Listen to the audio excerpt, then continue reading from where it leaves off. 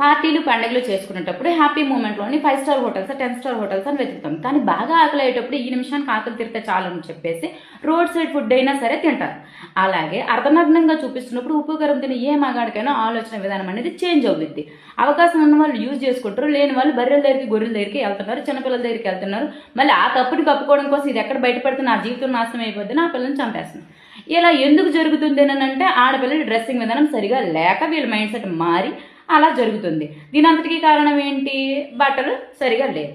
కానీ మనకి ఇవన్నీ అర్థమవుతాయా? అర్థమవుతుంది. చున్నీలు లేకుండా కింద ఎంత పైన ఎంత వేసేసుకొని బయటకు వెళ్ళిపోతూ ఉంటారు. మళ్ళీ క్యాప్షన్స్ పైన మలినమైపోయే మగజాతి అని. ఎందుకు మలినమైపోయింది? అక్కడ మలినమైంది మగజాతి కాదు, ఆడవాళ్ళు. ఒకప్పుడు నిండుగా కప్పుకొని కాళ్ళు బొటన వేలు కూడా కనిపించినంత నిండుగా కప్పుకునేటప్పుడు జరగని హత్యలు మానభంగాలు ఇప్పుడు ఎందుకు జరుగుతున్నాయి? చూపించినట్టుగా కనిపించినట్టుగా మనం వేసే డ్రెస్సింగ్ విధానం అలా ఏడ్స్ తగలబడింది కాబట్టి. ఇది అర్థం